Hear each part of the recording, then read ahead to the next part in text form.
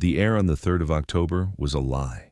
It carried the crisp, clean scent of harvested earth and the promise of a cold, clear night, but beneath it lay a tension, a stillness so profound, it felt like the world holding its breath. In the heart of the Minnesota flatlands, where the sky is a vast and unforgiving canvas, Silas Croft stood on his porch, watching the western horizon. A storm was supposed to be rolling in, the kind that scours the plains, but there was no wind, no distant rumble of thunder, only a strange, bruised purple light pulsing faintly behind a bank of clouds that refused to move. It was just after midnight. The silence was the first thing that felt wrong. In the country, silence is never absolute. It is a symphony of crickets, the rustle of unseen things in the corn stubble, the lowing of a restless cow. But tonight, the symphony had ceased. The insects were quiet. The livestock in the barn were unnaturally still. It was a dead quiet, a vacuum that seemed to pull the sound from his own lungs. He had come out to check on a newborn calf, a routine he had performed thousands of times over 50 years of farming this same plot of land, a legacy passed down from his father and his father before him. This land was in his blood, its rhythms as familiar as his own heartbeat. He knew its sounds, its smells, its secrets. Or so he thought. That was when he saw it.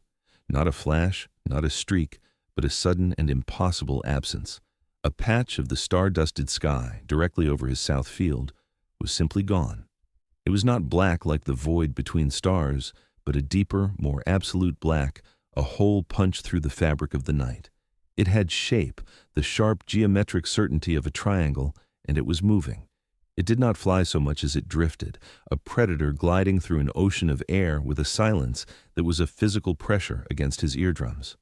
There were no lights, no engines, no contrails. It was a ghost, a cutout of reality, and it was descending. What does a man do when confronted with the impossible? A man like Silas Croft, a man whose life is governed by the predictable cycles of season and sun, a man who believes in hard work, honest faith, and the solidity of the ground beneath his feet, he does not run. He does not scream. He simply watches, his mind struggling to categorize the uncategorizable, to fit this silent, monstrous shape into a world of tractors and grain silos. The object, impossibly large and now hanging mere hundreds of feet above his soybean field, began to change. A soft internal luminescence bled through its surface, not a light that illuminated, but one that seemed to soak up the darkness around it, outlining its form in a ghostly phosphorescent green. Then, from the center of its underside, a column of something that was not quite light and not quite heat descended. It was a shimmering, translucent beam that did not brighten the ground, but seemed to agitate the very air it passed through. It struck the field, and still there was no sound, no crackle, no hiss. But Silas could feel it. He felt a vibration in the soles of his boots, a low hum that resonated in his bones. He smelled it too, a sharp, sterile scent like ozone and superheated metal, a smell that did not belong in a place of soil and living things. The column of energy, for he could think of no other word for it, held steady for what felt like an eternity, perhaps only a minute in truth. The green glow of the craft intensified, pulsing in time with the hum he felt in his chest. He saw the soil at the heart of the beam begin to glow, first a dull red, then a bright molten orange. The soybean stubble at the edges of the beam curled, blackened, and vanished into ash without a single flame. Then, as silently and as suddenly as it had appeared, it was over. The beam retracted, the green luminescence faded, the absolute black of the craft's hull blended once more with the night sky, and with a movement that defied all known laws of physics, it ascended. Not by rising, but by shrinking, by folding in on itself until the vast triangle was a pinpoint of nothing, and then even that was gone. The stars it had obscured rushed back into view. The silence broke. The crickets, tentatively at first, then, in a frantic chorus, began their song again. A cow in the barn let out a long, mournful cry. The air, thick with the smell of ozone and burnt earth, began to move, a cold breeze finally stirring from the west. Silas Croft stood on his porch, his hand gripping the railing so tightly his knuckles were white. He was a man of the earth, and he had just watched something not of this earth burn a wound into his land. The question that echoed in the restored silence was not just what he had seen, but what it meant, what had come to his quiet corner of the world, and why it had left its mark on him, on his field, on the very fabric of his reality. The answer, he suspected with a cold dread creeping into his heart, would not be found in the familiar rhythms of his life, but in the terrifying mystery of that silent triangular scar. The night was no longer just a canvas for stars. It was a curtain, and something had just peeked through from the other side. To understand the weight of that night, one must first understand the man and the land he occupied. Silas Croft was not a man given to fantasy. He was 68 years old, with a face weathered by decades of sun and wind into a roadmap of his life's labor. His hands were thick and calloused, tools shaped by the constant demands of the earth. He was a creature of habit and pragmatism, a man who trusted what he could see, touch, and measure. His world was one of tangible things, the yield of a harvest, the health of his herd, the mechanics of a diesel engine. He read the Farmer's Almanac, not tales of science fiction. He believed in God, in hard work, and in the unyielding logic of cause and effect. If a crop failed, it was due to drought or blight. If a machine broke, a part had worn out. For every event, there was a rational terrestrial explanation. This bedrock of certainty was not just a personal philosophy. It was a survival mechanism, passed down through generations of Crofts who had tilled the same soil since the late 1800s. The farm was not just property, it was an anchor, a living repository of his family's history, its triumphs and its hardships etched into the landscape itself. The town nearest the Croft farm, Havenwood, was little more than a whisper on the map, a cluster of buildings huddling around a grain elevator and a white-steepled church. It was a place where time did not so much march forward as it did circle, season after season, year after year. Strangers were noticed, and gossip traveled on the wind as surely as seed pods. The people of Havenwood, like Silas, were grounded and practical, their lives intertwined with the land that sustained them. Yet, even in this bastion of the mundane, whispers existed.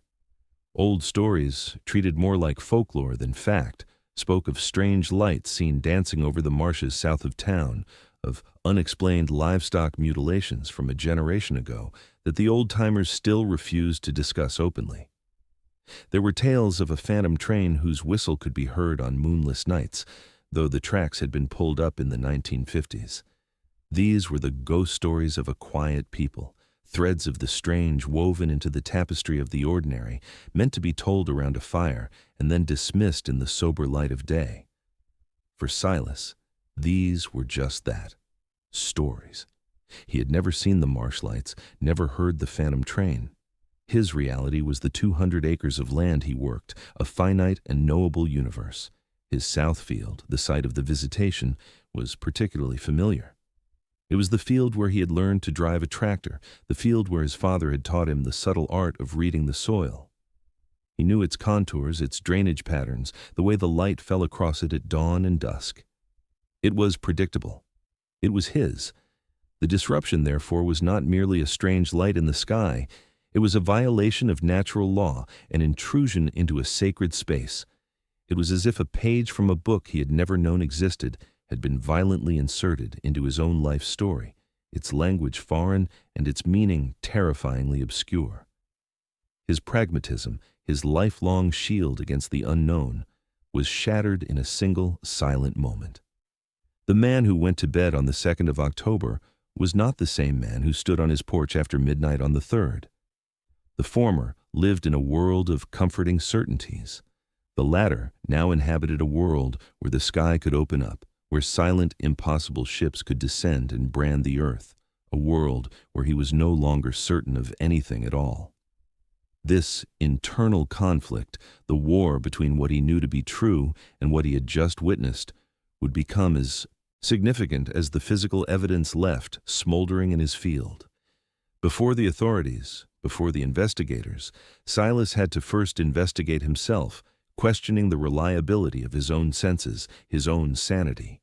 But as the sun began to rise, casting a pale, hesitant light over the landscape, He knew that the evidence of his new reality was waiting for him out in the south field, a dark and geometric secret revealed by the dawn.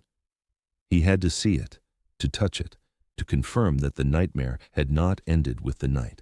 He had to face the tangible proof that his world and his understanding of it had been irrevocably changed. The land, his anchor, had become the source of his profound and terrifying uncertainty. The walk to the south field was the longest of his life. Each step was heavy with a mixture of dread and a desperate need for confirmation. The sun was up now, a watery autumn sun that did little to warm the chilled air. From a distance, the field looked normal, a wide expanse of harvested soybean stubble glinting with morning dew. But Silas knew the exact spot. He had watched from the porch, his eyes fixed on the lone oak tree that stood as a sentinel at the field's edge. The event had happened just to the east of it. As he drew closer, the smell hit him again, fainter than it had been in the night but still undeniably present. That sterile, electric scent of ozone, a smell that had no place in the organic perfume of his farm. It clung to the air like a shroud. And then he saw it. The sight stopped him dead in his tracks, his breath catching in his throat. It was perfect. A massive equilateral triangle impressed upon the earth. It was not a simple scorch mark, not like the aftermath of a bonfire or a lightning strike. This was something else entirely. The perimeter was razor sharp, a line of demarcation between the untouched, dew-kissed stubble and the blackened, altered ground within. The triangle was at least 40 feet on each side, a scale that was impossible to grasp from the porch. Inside the shape, the ground was transformed. The soil was a dark, glossy black, as if it had been vitrified, melted into a glassy, ceramic-like substance. It was hard to the touch, unnaturally smooth in places, and cool despite the morning sun. There was no soot, no loose ash, only this strange, fused earth. The soybean stalks within the triangle were gone, not burned to stumps but utterly vaporized, leaving behind nothing. At the three precise corners of the triangle were deeper impressions, circular and about 3 feet in diameter. Here, the soil was not just fused but seemed to have been compressed, pushed down with immense calculated pressure. In the center of each of these circles, the ground was swirled with strange metallic-looking deposits shimmering with an oily rainbow sheen in the sunlight. Silas knelt, his old knees protesting, and touched the edge of the mark. The contrast was shocking. On one side of the invisible line, the soil was damp and crumbly, alive. Millimeters away, inside the triangle, it was sterile, dead, and hard as stone. He saw something else, too. His compass, an old, reliable brass one he kept in his pocket, was behaving erratically. As he brought it near the triangular mark, the needle spun wildly, refusing to settle on north. The closer he got, the more violently it spun. A powerful magnetic field had been imprinted on this patch of his land. This was the moment the last vestiges of doubt evaporated. This was not a dream. This was not a trick of the light or an old man's failing mind. This was physical. This was real. This was evidence. His mind, the pragmatic farmer's mind, raced through the rational explanations and discarded them one by one. A lightning strike? Lightning is chaotic, branching, not geometrically perfect. It leaves a fulgurite, a tube of melted sand, not a vast vitrified surface. Vandalism? The idea was ludicrous. To create this effect would require equipment, heat, and pressure far beyond the means of local troublemakers, and to do so in complete silence in the middle of the night was impossible. An undeclared military craft? Perhaps, but why here? Why his field? And what kind of propulsion system could operate in total silence and leave such a bizarre magnetic footprint? He stood up, his mind reeling. The sheer otherness of it all was overwhelming. This was a message, a signature, left by something he could not comprehend. His first instinct was privacy, a deep-seated desire to hide this violation, to plow it under and pretend it never happened.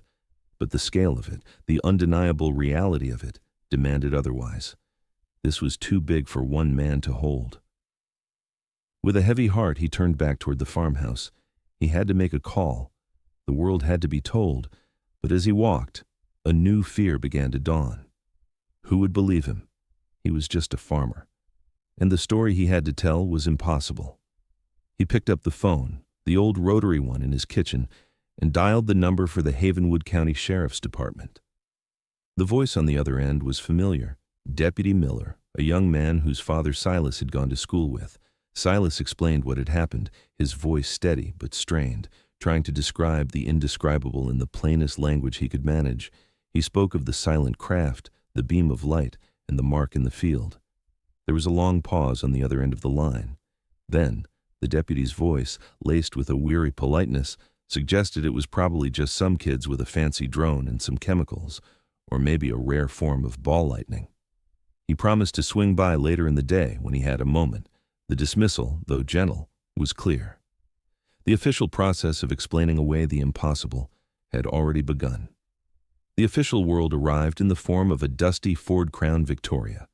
Deputy Miller, a man barely 30 with a face that hadn't yet learned to hide its skepticism, crunched up the gravel driveway around noon. He ambled out of the car, adjusting his belt, his expression one of a man humoring a senior citizen. He had known Silas Croft his whole life as a pillar of the community, a man not prone to flights of fancy, which was the only reason he had driven out at all. But a silent, triangular spaceship? That was a story for the tabloids, not the quiet fields of Havenwood County. Silas led him out to the south field, the silence between them thick with the unsaid. As they crested the small rise that overlooked the site, the deputy's easygoing stride faltered. He stopped. The mark was starkly visible now, a perfect black wound on the pale brown earth. The casual disbelief on Miller's face hardened into a mask of confusion. "What in God's name?" he muttered, walking toward it, his hand instinctively resting on the grip of his service weapon. He walked the perimeter, his boots scuffing against the unnaturally sharp edge. He knelt down, just as Silas had, and poked at the vitrified soil with a pen from his pocket. It made a clicking sound, like tapping on glass. He pulled out his own compass, a standard issue one, and watched its needle dance and spin with a bewildered frown. He took pictures with his phone, squinting at the small screen as if it might offer an explanation the scene itself denied. The official report would list the cause as unidentified, with a note suggesting possible electrical discharge of unknown origin or unusual chemical burn. Deputy Miller, a man of regulations and procedures, had no box on his form for impossible geometric brand left by silent alien craft. He did what his training dictated. He recorded the facts as he saw them, took a statement from the witness, and left, promising to file the report and have someone from the state's environmental agency take a look. But Silas could see it in the young man's eyes, a flicker of fear, a crack in his orderly worldview. The official explanation might be mundane, but the experience was not. The story, however, did not die in a dusty file cabinet. It leaked, as stories in small towns do. A dispatcher overheard the call. Deputy Miller mentioned the bizarre scene to his wife. A cousin who worked at the local diner caught a piece of the conversation. Within days, the whispers about Silas Croft's burn mark began to circulate through Havenwood, and those whispers eventually found their way to Evelyn Reed. Evelyn was not a local. She was a journalist from a larger city 100 miles away, a woman who had grown tired of city council meetings and traffic reports. She had moved to the region a few years prior, buying a small local newspaper that was on the verge of collapse and dedicating herself to covering the stories that the larger outlets ignored. She was sharp, tenacious, and possessed a healthy skepticism that was often at war with a deeper, more romantic curiosity about the world's unsolved mysteries. She had heard UFO stories before, dozens of them, tales of blurry lights and fuzzy memories that evaporated under scrutiny. When the tip about the Havenwood farmer came in, she was inclined to dismiss it, but the source was insistent, emphasizing two key details. The witness was unimpeachable, and there was physical evidence. That was enough to pique her interest. She drove out to the Croft farm on a blustery afternoon a week after the event. She found Silas on his tractor, trying to impose the familiar order of his work onto a world that no longer felt orderly. He was reluctant to talk at first, wary of the ridicule he was already starting to face in town. But Evelyn's approach was different from the deputy's. She didn't treat him like a curiosity or a potential lunatic. She treated him like a source. She listened, her pen scratching away in her notepad, her questions precise and grounded.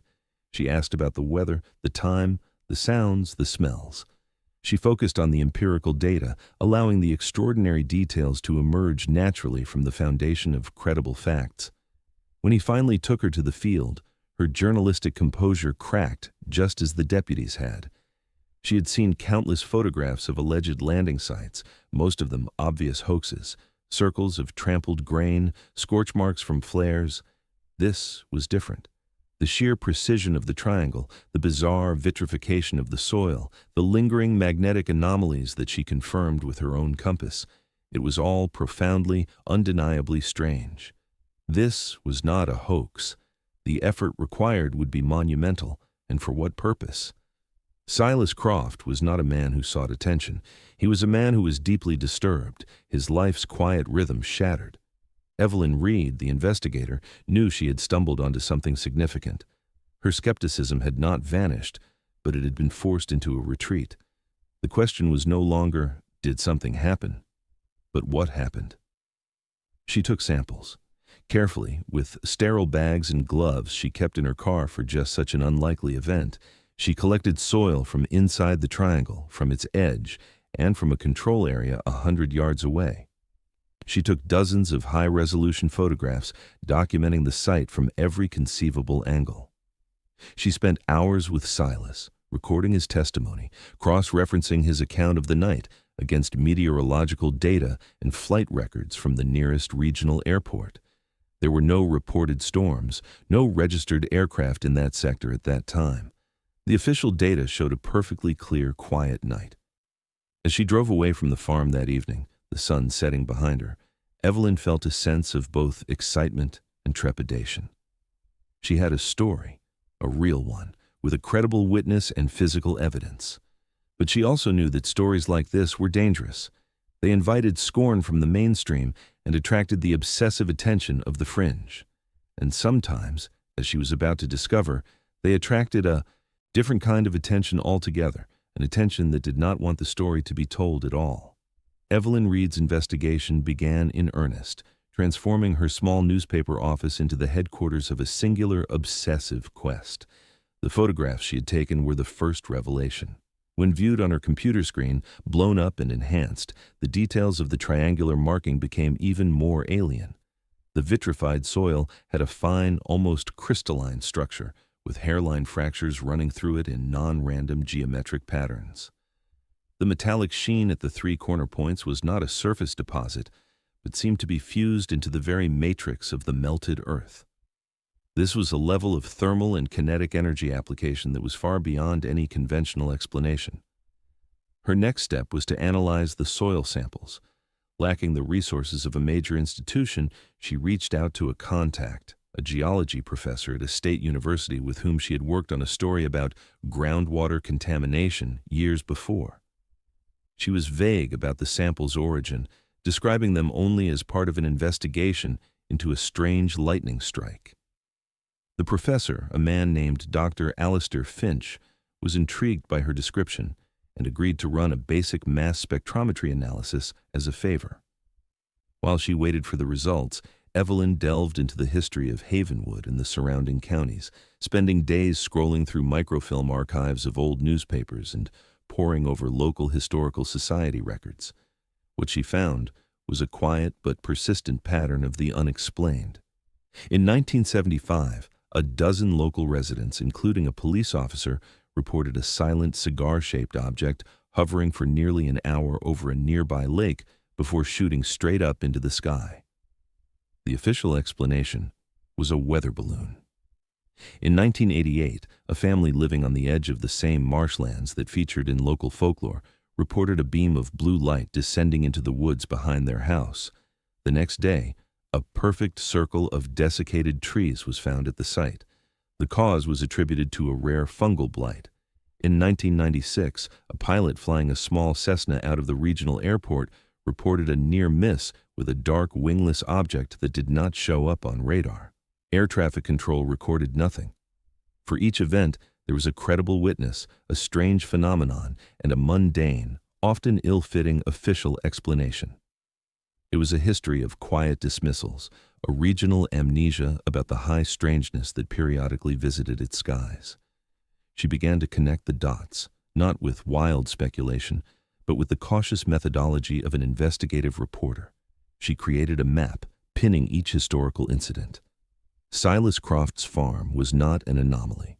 It was the latest and most evidentially rich point in a long-standing geographic pattern. The phone call from Dr. Finch came 2 weeks later, and his tone was not one of a man who had analyzed a BEE lightning strike. It was one of profound bewilderment. "Evelyn, where in God's name did you get these samples?" he asked, his voice a mix of excitement and confusion. The control sample was normal, a typical loamy soil for that region of Minnesota. But the samples from inside the triangle were, in his words, a geological nightmare. The soil had been subjected to intense heat, likely in excess of 1,500 degrees Celsius, and extreme pressure, fusing the silicate particles into a glass-like amorphous solid, a process that should have required industrial equipment. But that wasn't the strangest part. The mass spectrometry had revealed anomalies in the isotopic ratios of certain trace elements. Specifically, the ratios of magnesium and iron isotopes were skewed, showing a distribution that did not conform to naturally occurring terrestrial materials. "It's like someone cooked this dirt with a recipe from another planet," Finch had said, half joking, half serious. He also found microscopic spherules of rare earth metals embedded within the vitrified matrix, elements like neodymium and yttrium, which had no business being in a Minnesota soybean field. He couldn't explain it. He urged her to turn the samples over to a national laboratory, but he also warned her, his voice dropping conspiratorially, "Be careful with this, Evelyn. Data like this, it makes people nervous." His words proved prophetic. Just as Evelyn was preparing to publish her initial findings, a new set of visitors arrived at the Croft farm. They did not come in a dusty police cruiser. They arrived in 2 black unmarked sedans with government plates. 4 men, dressed in plain, dark suits that looked out of place in the rural setting, approached Silas as he was mending a fence. They did not introduce themselves with names, only with an agency, the United States Air Force Office of Special Investigations. Their demeanor was cold, professional, and utterly devoid of the folksy politeness of the local deputy. They informed Silas that the area was now under investigation as a potential environmental contamination site, resulting from the crash of an experimental surveillance drone. They told him it was a matter of national security. They presented him with official-looking documents and told him not to speak about the incident to anyone, especially the media. They were not asking, they were instructing. With chilling efficiency, a team arrived the next day. They were not in military uniforms, but in civilian work clothes, driving unmarked panel vans. They erected a temporary fence around the triangular mark, barring Silas from his own land. For 3 days they worked, using strange equipment that hummed and whirred. They drilled core samples, swept the ground with devices that looked like sophisticated metal detectors, and then, on the final day, they did something that horrified Silas as he watched from his porch.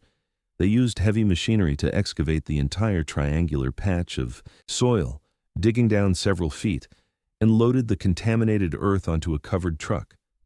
Then they brought in fresh topsoil and sod, meticulously restoring the field to a semblance of normalcy.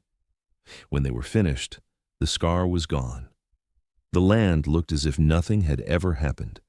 The men in suits visited Silas one last time. They thanked him for his cooperation and reminded him of his obligation to remain silent. The official story, they explained, was that a military asset had a minor fuel leak, and they had performed a routine environmental cleanup. The case was closed. They also paid a visit to Evelyn Reed. They arrived at her small newspaper office just as she was laying out the front page featuring the headline, "Unidentified Aerial Phenomenon Leaves Physical Trace in Havenwood." They identified themselves as Air Force public affairs officers. They were polite but firm. They informed her that she was in possession of information related to a classified national security matter. Publishing her story, they explained, could have serious legal consequences under the Espionage Act. They didn't threaten her directly, but the implication was clear. They knew about her soil samples, about her conversations with Dr. Finch. They suggested that publishing a story about a lightning strike would be a more accurate and safer angle. The investigator, who had sought only the truth, had finally found it, and it was being forcibly taken from her. The faceless authority had revealed itself not with answers, but with threats and a systematic erasure of the evidence. The mystery of the silent triangular craft was now eclipsed by a new and more immediate mystery. Who were these men, and what were they so desperate to hide? To truly comprehend the significance of the erasure, we must return to the moment of the event itself, to the raw, unfiltered experience of the witness. In his initial statement to the deputy and his first interviews with Evelyn, Silas Croft had been reserved, sticking to the observable facts, a farmer describing a strange weather event. But as the official denial machine ground into motion, as his reality was questioned and then systematically buried under a truckload of fresh topsoil, something in him broke. The fear of ridicule was replaced by a quiet anger, a need for the truth of his experience to be acknowledged. In a final, clandestine meeting with Evelyn before she was intimidated into silence, he spoke about the night of October 3rd with a new and haunting clarity. He described details his practical mind had initially suppressed, elements that were too strange, too frightening to easily articulate. The silence, he explained, was not merely an absence of sound, it was a presence. It was a heavy, suffocating blanket that seemed to absorb all ambient noise, a phenomenon that physicists call an anechoic effect.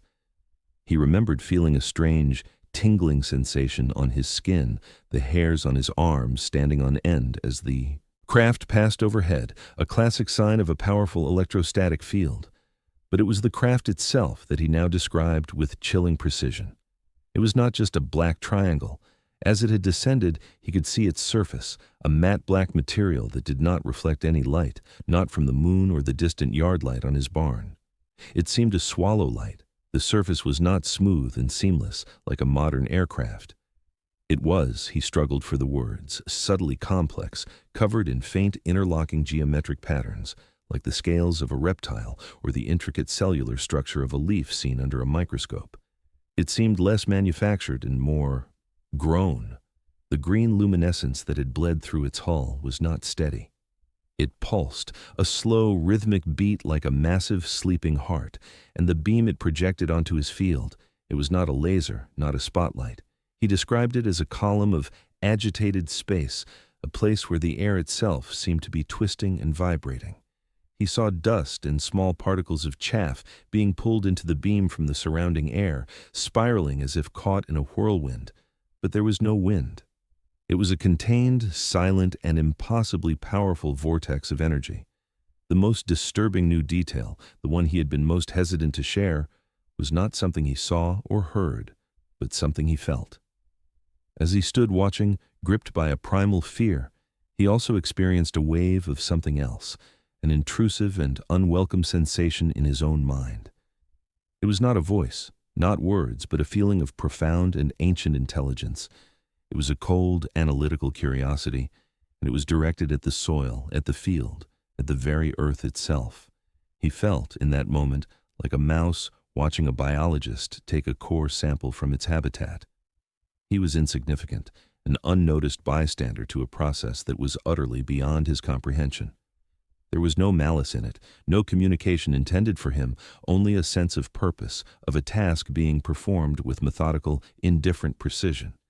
It was as if his field had been chosen for a specific reason, its soil containing something of interest to the craft's occupants. This feeling, this sense of being a witness to a vast and incomprehensible scientific procedure, was more terrifying than any monster from a horror film. It recontextualized everything. This was not a chance encounter. It was a deliberate act. This new layer of testimony transformed the case. It was no longer just about a strange object leaving a strange mark. It was about a potential interaction, a sign of intelligent non-human activity performing a specific, albeit mysterious, function. When combined with Dr. Finch's analysis of the soil, The isotopic anomalies, the rare earth metals, a chilling hypothesis began to form in Evelyn's mind.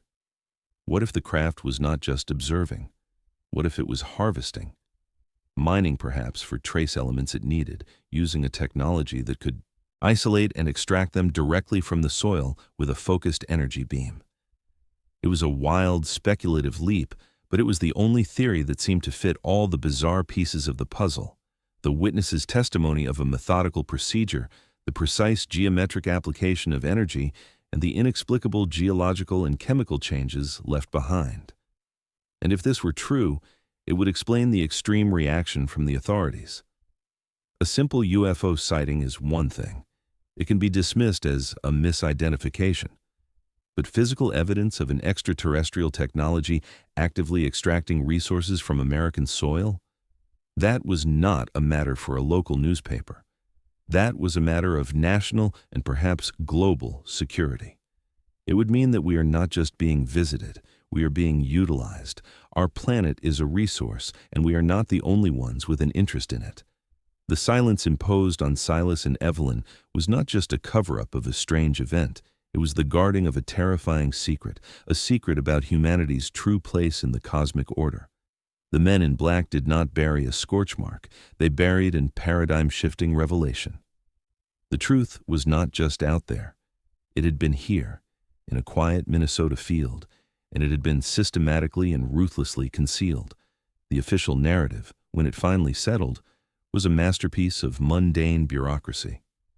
The Havenwood County Chronicle, the small newspaper Evelyn Reed had been forced to abandon her explosive story for, ran a short piece on page 3. It quoted an Air Force spokesman from a base 200 miles away who confirmed that a navigational weather drone had experienced a minor malfunction over the area.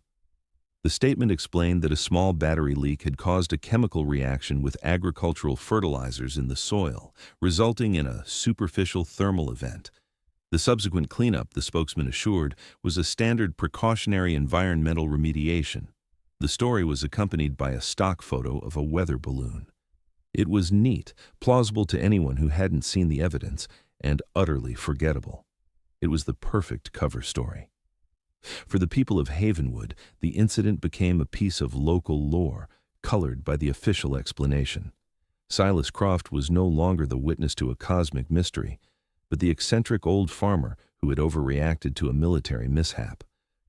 Some whispered he had concocted the whole thing for attention, a claim that was painfully ironic to the intensely private man. He became a figure of pity and quiet ridicule. Children would sometimes dare each other to run across the south field at night, the site of the spaceship landing. The story was defanged, domesticated, and turned into a harmless local quirk. Silas withdrew. He stopped going to the diner for his morning coffee. He attended church less frequently. The questions from neighbors, whether skeptical or genuinely curious, became too much to bear. How do you explain the feeling of a vast alien intelligence to a man who just wants to know if you think it will rain? How do you describe a craft that swallowed the stars when the official record says it was a weather drone? He was isolated by the magnitude of his experience, trapped in a truth that no one else was allowed to share. His once solid world of predictable certainties had been replaced by a disorienting new reality where he was the sole inhabitant. The only person who knew the full truth was Evelyn Reed, and she was trapped in her own prison of silence. The veiled threats from the Air Force officers had been effective.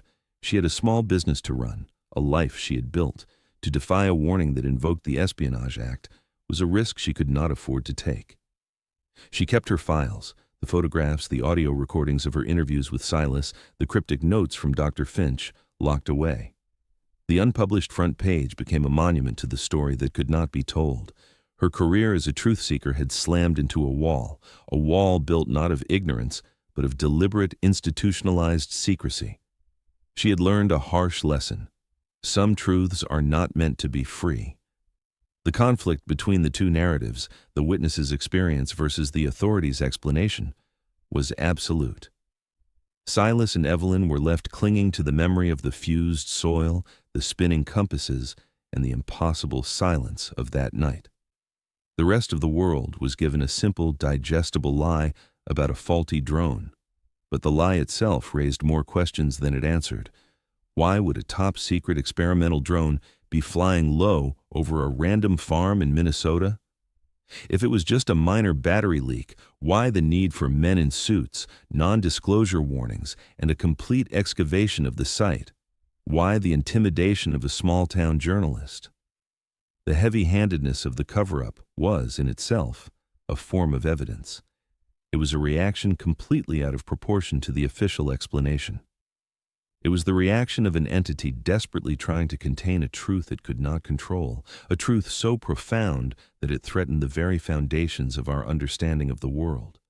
The official story was a dam built to hold back an ocean of cosmic reality.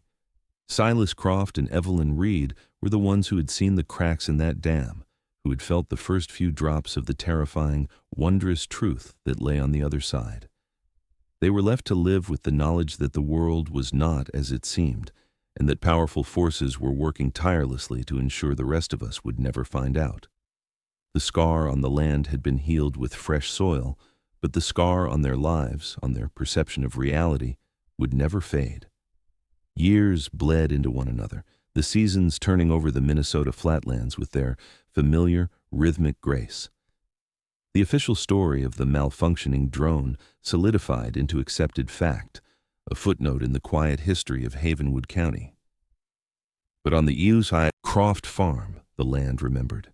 The patch of earth in the south field where the authorities had laid new sod never truly healed. The grass that grew there was thin and discolored, a sickly yellow-green against the robust health of the surrounding field. Soybeans, when Silas tried to plant them there again, grew stunted and pale before withering away.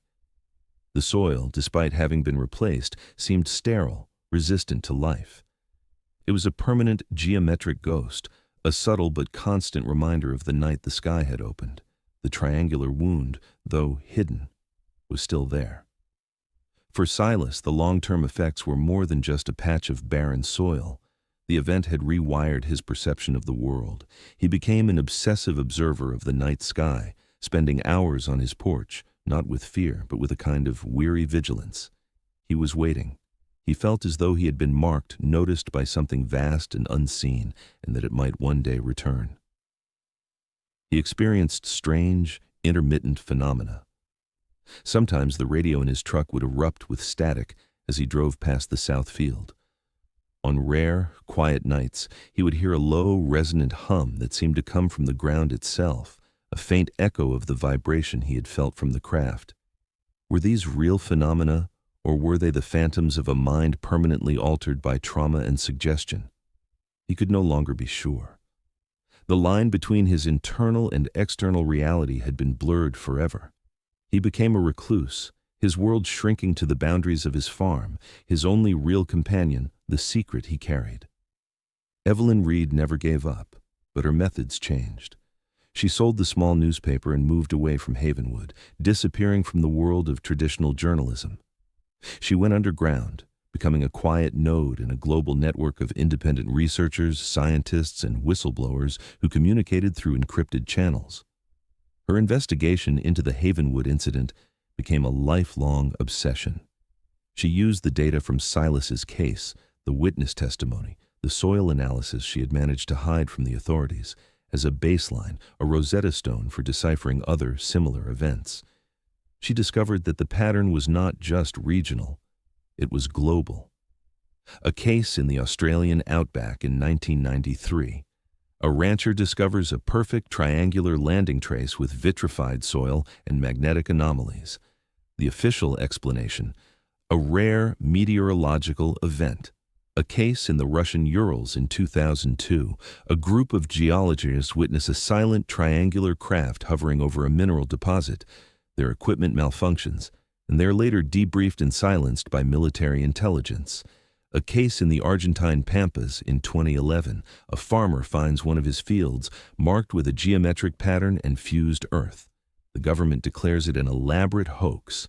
For every case, there were the same key elements: a credible but isolated witness, undeniable physical traces, inexplicable technological signatures, and a swift, heavy-handed official cover-up that offered a mundane explanation while simultaneously classifying all evidence. Evelyn realized she had not stumbled upon a single UFO story. She had stumbled upon the operational signature of an ongoing clandestine presence on Earth. The broader questions loomed, vast and unanswerable. What was the ultimate purpose of this presence? If they were harvesting rare Earth elements, as her hypothesis suggested, to what end? Were they building something, fueling their craft? Or was it something far beyond human comprehension? And what was the nature of the secrecy? Was the global authority, the men in black who appeared in every country with the same methods and the same cover stories, acting on its own, hiding a terrifying truth from the public to prevent mass panic and a collapse of social order? Or was it something even more disturbing? Were they complicit? Had some faction of humanity entered into an agreement with this non-human intelligence, allowing them access to our planet's resources in exchange for technology or other considerations? Was the cover-up not about protecting the public, but about protecting a secret pact? The case of Silas Croft, the simple farmer from Minnesota, had become a key that unlocked a door to a labyrinth of conspiracies and cosmic possibilities. The burn mark in his field was not just a landing trace, it was a clue, a single data point in a vast and terrifying equation. The silence imposed by the authorities was not just about one event. It was about maintaining a fragile, carefully constructed reality for the entire human race. The lingering questions were no longer about what one man saw one night, but about the very nature of our existence on this planet. Are we the masters of our domain, or are we simply living in a garden, unaware of the gardeners who periodically come to tend to it? The story of Silas Croft and the scar on his land is not, in the end, a story about aliens. It is a story about the collision of two realities, the small, knowable world of a man and his farm, and the vast, incomprehensible reality of the cosmos. It is a case study in the anatomy of a cover-up, a perfect illustration of the methods used to control information, manage public perception, and preserve the status quo in the face of paradigm-shattering evidence. The case file, though officially closed and labeled weather drone malfunction, remains open for those who are willing to look past the official explanation. The evidence, though physically removed, persists in the testimony of the witness, in the notes of the investigator, and in the very logic of the disproportionate response from the authorities. Let us review the facts. A witness of unimpeachable character, a man with no history of dishonesty or mental instability, provides a detailed and consistent account of an impossible event. That event leaves behind significant physical traces, a large, geometrically perfect marking on the ground, soil vitrified by extreme heat and pressure, and powerful localized magnetic anomalies. Independent scientific analysis of those traces reveals chemical and isotopic compositions not found in terrestrial nature. This is the foundation of the case, a bedrock of empirical data that cannot be wished away. Upon this foundation, we have the second act, the response of the authority. Not a transparent scientific inquiry, but a swift and secretive operation cloaked in the guise of national security. Evidence is confiscated. The site is physically erased. The witnesses, both the primary observer and the journalist investigating the case, are intimidated into silence with veiled legal threats. An official, almost laughably mundane explanation is disseminated through official channels, an explanation that fails to account for any of the credible evidence. Why? Why this elaborate and aggressive campaign of suppression for a simple drone malfunction? The only logical conclusion is that the stakes were immeasurably high. The event at Havenwood was not an anomaly. It was a breach. It was a moment when the curtain was pulled back, revealing a reality that the structures of our society are not prepared to handle.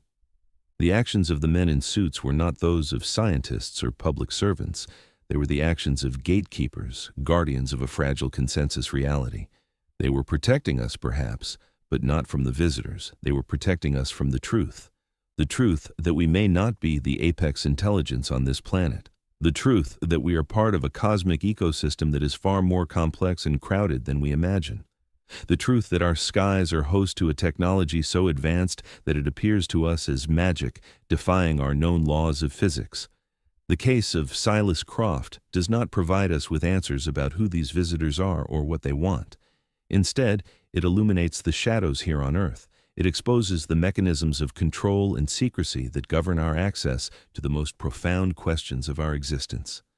It suggests that there is a hidden conversation taking place, a history unfolding in the margins to which we are not privy.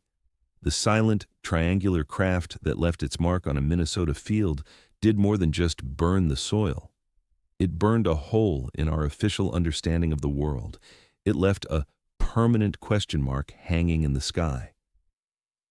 We are left to wonder, how many other Silas Crofts are out there? How many other fields bear hidden scars? How many other investigators have been silenced? The story suggests that the truth is not lost, but merely buried. It is buried in forgotten police reports, in locked file cabinets, in the haunted memories of witnesses who have been told they are crazy. It is a truth that whispers in the folklore of small towns and shouts in the data of unexplained scientific anomalies. The case file of the Havenwood incident is a testament to the courage of the witness who dared to speak and the investigator who dared to listen. It is a reminder that the most extraordinary truths are often found in the most ordinary of places, and that the search for those truths is the most important journey we can undertake. The mystery of what descended upon Silas Croft's farm on October 3rd remains unsolved, a silent wound in the heartland of America, a chilling and persistent question about our place in the universe. The case is closed, but the sky is still watching.